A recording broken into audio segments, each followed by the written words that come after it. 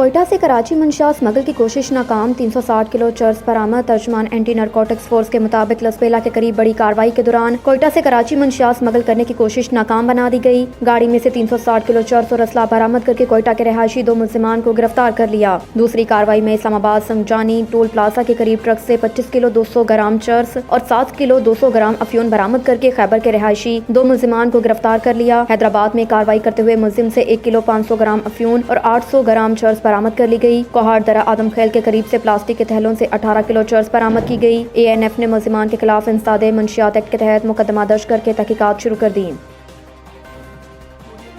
सिंध में नसाब में कुरान बमा तर्जुमा शामिल करने की दरख्वास्त पर फैसला महफूज। Chief justice Sindh high court justice Ahmed Ali Sheikh की सरबराही में 2 रुकनी बेंच के रूबरू सिंध में प्राइमरी से कॉलेज तक निसाब में कुरान पाक बमा तर्जुमा शामिल करने की दरख्वास्त पर समाअत हुई। दरख्वास्त गुजार वकील ने मौक़िफ़ दिया कि सूबे में तालीमी निसाब में कुरान पाक की तालीम लाजमी करार दी जाए। चीफ जस्टिस ने रिमार्क्स दिए कि क्या पढ़ना है या क्या पढ़ाना है ये तय करना हुकूमत और असम्बली का काम है। हम क्या कानून साजी के लिए भी हिदायत जारी करें। कल आप कहेंगे कि शहरियों का ड्रेस कोड भी तय किया जाए। आप हुक्म करें कि शहरी कौन सा लिबास पहनेंगे और कौन सा नहीं। इंतजामिया, मुतफन्ना और अदलिया का रोल आइन में वाज़िया है। दरख्वास्त गुजार वकील ने मौक़िफ़ दिया कि पंजाब असम्बली ने सूबे में कुरान पाक निसाब में शामिल करने की मंजूरी दी। सिंध में भी पंजाब की तर्ज पर कुरान पाक को निसाब में शामिल किया जाए। अदालत ने फैसला महफूज कर लिया।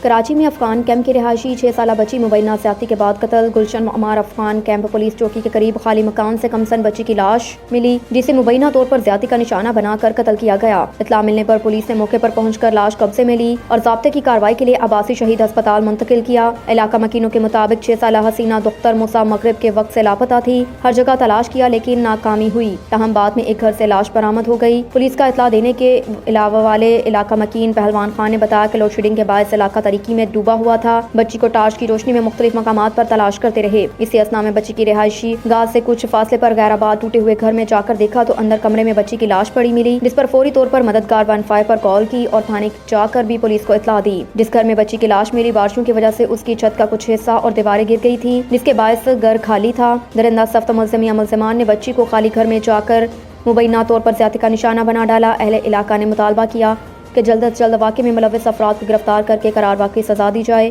मकतूला अफगान कैंप की रिहायशी और 6 बहनें भाइयों में चौथे नंबर पर थी, जबकि उसका वालिद मासूर है, जिसकी 6 माह कबल टांग टूट गई थी। पुलिस के मुताबिक इब्तदाई तहकीकात और मालूमात के मुताबिक वाक़या ज़्यादती का निशाना बनाकर कत्ल का मालूम होता है। ताहम डॉक्टर्स के मुआयने और पोस्टमार्टम के बाद मज़ीद मालूमात हासिल होंगी। पुलिस ने जाए वक़ुआ पर क्राइम सीन यूनिट को तलब करके शवाहिद जमा करके अफसोसनाक वाक़े की तहकीकात शुरू कर दी।